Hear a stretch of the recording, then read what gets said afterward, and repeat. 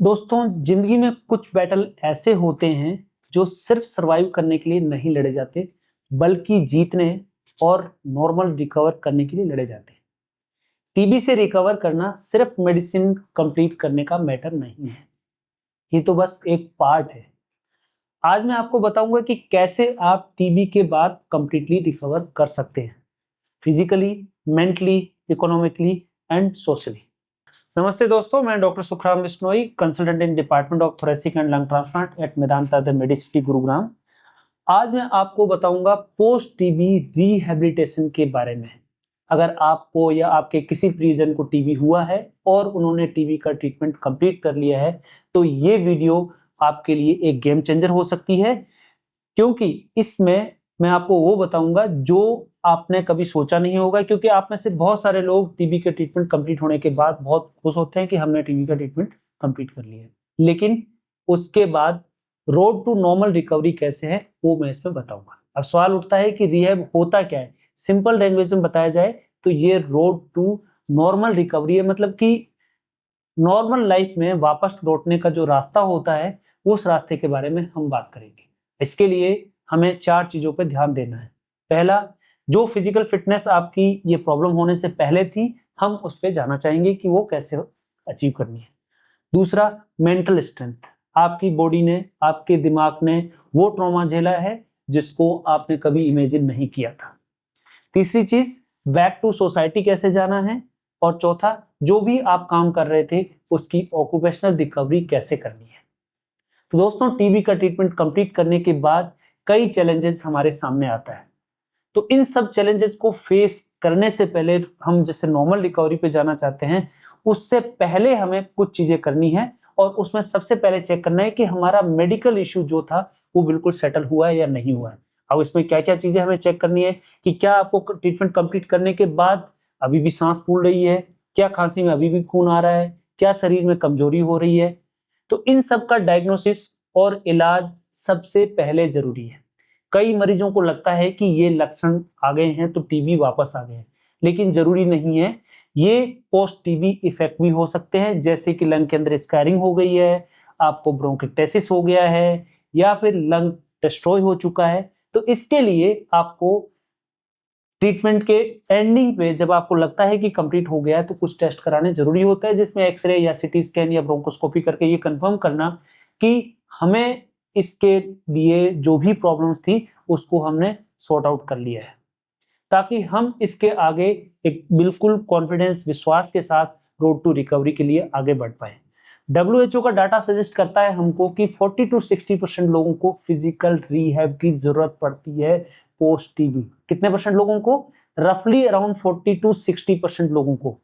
और इनमें से रफली अराउंड 50% लोगों को मेंटल रिहैब की जरूरत पड़ती है, बाकियों को 40 to 60% लोगों को फिजिकल रिहैब की जरूरत पड़ती है।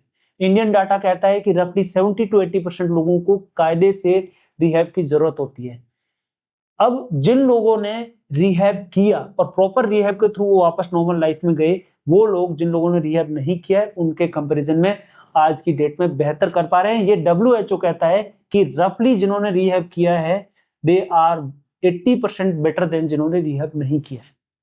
इसलिए पोस्ट टीबी रिहैब एक जरूरत है। और अब हम बात करेंगे कि इस रिहैब को हम कैसे अचीव कर सकें। सबसे पहले जो रिहैब है वो है साइकोलॉजिकल रिहैब, कि जो भी लड़ाई आपको जीतनी है वो दिमाग से जीतनी है, ना कि शरीर से। शरीर सेकेंडरी है, पहले दिमाग से जीतना जरूरी है। सबसे इंपॉर्टेंट चीज जो इसमें आती है वो ये है कि टीबी के ट्रीटमेंट के दौरान या तो डिप्रेशन में चले गए हैं, सोसाइटी से दूर चले गए हैं, जॉब का स्ट्रेस हुआ होगा, इन सब से आप अपने आप को कमजोर समझने लग जाते हो, और इसीलिए आपकी मेंटल हेल्थ का बिल्डअप जरूरी है। अब वो कैसे करें? अब इसके लिए सबसे जो पहली जरूरत है, आपको आपको अपने आप में विश्वास करना कि हाँ, मैं बेस्ट कर सकता हूं, आई एम द बेस्ट, और मैं ये चीज की जा सकती है। अब इसके लिए आप रोज सुबह 10 से 15 मिनट का योगा या मेडिटेशन कीजिएगा, रिलैक्सिंग जो म्यूजिक होता है वो सुनिएगा, और डीप ब्रीदिंग एक्सरसाइज करिएगा, जिससे आपका एक मेंटल टेम्पो बन पाए कि आप ये चीज कर सकते हैं। सबसे इंपॉर्टेंट एक जो चीज है वो है हार्वर्ड की एक स्टडी है, जिसमें वो ये कहते हैं कि अगर आप पॉजिटिव लोगों के साथ बैठोगे तो आप पॉजिटिव सोचोगे, और आप अगर नेगेटिव लोगों के साथ बैठोगे तो नेगेटिव सोचोगे। तो आपको अपने आप को पॉजिटिव सर्किल के साथ रहना है, आपको अपने आप को नेगेटिव लोगों से खुद से दूर रखना है। अगर आप दुनिया को पॉजिटिव नजर से देखोगे तो आप पॉजिटिव रह पाओगे। अगर आप ही अपने लिए पॉजिटिव नहीं हो तो बाकी दुनिया आपके बारे में पॉजिटिव सोचेगी, ये जरूरी नहीं है। दूसरी जो चीज है वो है आप अपने आप के लिए छोटे छोटे गोल सेट करिएगा, और उन छोटे छोटे गोल को अचीव करके खुशियां मनाइएगा, अपने आप को बधाई दीजिएगा कि हाँ मैंने अचीव कर लिया है। कहते हैं बूंद बूंद से घड़ा भरता है, तो छोटी छोटी खुशियां आपको छोटा छोटा इंप्रूवमेंट देगी। तो जरूरी नहीं कि एक दिन में आप वापस नॉर्मल पहुंच पाओगे, लेकिन धीरे धीरे करके आप नॉर्मल पहुंच पाओगे। अगर ये सब ठीक नहीं होता है तो आप इसके लिए प्रोफेशनल हेल्प ले सकते हैं, जिसमें आपको साइकोलॉजिस्ट या साइकेट्रिस्ट की जरूरत पड़ सकती है, जो आपको इस चीज के लिए हेल्प कर पाए अगर आप अपने आप से नॉर्मल नहीं पहुंच पाते हो। दूसरी जो चीज इसमें काम आती है वो है सोशल रिहैब। इसका मतलब है वापस सोसाइटी से कैसे जुड़ना है। अब इसमें सबसे इंपॉर्टेंट जो चीज है वो है फैमिली। फैमिली आपकी बैकबोन है। फैमिली को ये समझना पड़ेगा कि ये जिस भी को टीबी हुआ है वो अपने आप को आइसोलेट करने की कोशिश करता है, इसलिए यहाँ पे आपकी फैमिली का सपोर्टिव रोल आता है। अगर आप उस फैमिली का हिस्सा हो जिसमें किसी को टीबी हुआ है तो उसको ये कंसिडर करना है कि इस पेशेंट को अब हमें नॉर्मल कैसे लेके आना है, क्योंकि अभी टीबी से क्योर हो चुका है तो इसको आइसोलेशन की जरूरत नहीं है। इनको हमें दिन प्रतिदिन जो हमारे फैमिली के सोसाइटी के जो भी काम होते हैं उन कामों के अंदर लोड वापस नॉर्मल करना है। धीरे धीरे इनको वापस वर्क प्लेस पे लेके जाइए। जो काम आप पहले टीबी होने से पहले कर रहे थे वो काम आप वापस कर सकते हो। जो भी एम्प्लॉय और कलीग है उनको आप एजुकेट करिएगा। कम्युनिकेशन इज ए की, एंड ये टीबी जो एक बार ठीक हो चुका है वो कम्युनिकेबल नहीं है। इस मिसकॉन्सेप्शन को आपको दूर करना ये आपकी रिस्पॉन्सिबिलिटी है। अगर आप अपनी बात दूसरे को नहीं समझा पा रहे हो तो ये आपका फेलियर है, ना कि सिस्टम का फेलियर है। कोशिश करिए आप अपने आप को ये कि आप ठीक हो चुके हो तो आप सिस्टम को समझाइएगा, अपने आसपास के लोगों को समझाइएगा कि भाई आप ठीक हो चुके हो, अब आपको नॉर्मल काम करना है। जो अगला पॉइंट है वो है न्यूट्रिशनल। क्योंकि टीबी हमारे शरीर को हेड टू टो कंप्लीट तरीके से वो करती है, तो आपको इसको रिकवर करने के लिए आपको अच्छी डाइट लेनी पड़ेगी। अब ये जो आपकी प्रॉब्लम हुई है वो एक बीमारी की वजह से भी हो सकती है, शरीर ने जो दवाइयां ली है वो भी तोड़ लिया होगा, तो इसकी वजह से क्या होता है प्रोटीन कम हो जाता है। अब इसके लिए आपको अपने बॉडी वेट के हिसाब से 1 से 1.5 ग्राम पर केजी बॉडी वेट के हिसाब से प्रोटीन लेना है, और उसी हिसाब से आपको अपना किलो कैलोरी डाइट जो है वो इनटेक बढ़ाना है। इसके लिए आप कोशिश करिएगा हाई प्रोटीन, कुछ लिमिटेड मतलब अमाउंट के अंदर कार्बोहाइड्रेट, और बाकी बैलेंस डाइट। उसके अंदर बैलेंस डाइट में क्या होता है, जैसे मल्टीविटामिन्स होते हैं, माइक्रो न्यूट्रिएंट्स होते हैं, वो सब आपको लेना है और ग्रेजुअली आपको अपनी डाइट बढ़ानी है। अब इन सब के बाद जो हमारा जो सबसे इंपॉर्टेंट सेगमेंट बचता है वो है फिजिकल रिहैबिलिटेशन। फिजिकल रिहैबिलिटेशन का मतलब क्या है कि आप कमजोर हो गए और आप जो काम ये बीमारी होने से पहले कर रहे थे वो अब नहीं कर पा रहे हो, तो आपको स्टार्ट छोटे से करना है और बड़े की तरफ बढ़ना है। शुरू में आपको कोई हार्ड एक्सरसाइजेस नहीं करनी है। अब इसके लिए सबसे पहले जो काम आप बैठे बैठाए कर सकते हैं वो है आपकी deep breathing exercise and diaphragmatic exercise है, जिसको आप धीरे धीरे करके बढ़ा सकते हैं।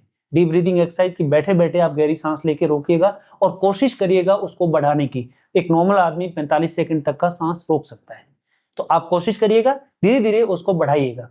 जब आप इतना कर पा रहे हैं तो आपको धीरे धीरे लाइट वेट ट्रेनिंग करना है और वॉकिंग को ऐड करना है, उसके अंदर वॉक करना कोशिश करिएगा। एक दिन में नहीं होगा, मान लीजिए कि आप पहले दिन 100 मीटर चल पा रहे हैं तो अगले दिन 120 मीटर करिएगा, उसके अगले दिन उसको 130 करिएगा, उसके अगले दिन 150 करिएगा, 200 करिएगा। धीरे धीरे करके आपको अपने नॉर्मल पे जाना है। अब इन सब के बाद क्या होता है कि जैसे आपने कोई एक्टिविटी नहीं की क्योंकि आप 6 महीने से घर पे बैठे हुए थे, तो आपने ये सारी चीजें छोड़ दी, तो आपको स्ट्रेचिंग एक्सरसाइजेस करनी है शरीर को नॉर्मल लाने के लिए, क्योंकि वो रिजिडिटी जो भी आपकी टीबी की वजह से हो गई है। तो स्ट्रेचिंग एक्सरसाइज करिएगा। एक सूर्य नमस्कार या योगा जो करते हो, सूर्य नमस्कार इसमें बहुत एक इफेक्टिव एक्सरसाइज हो सकती है, जिसमें आपके सारे शरीर के जितनी मसल्स होती है वो यूज होती है।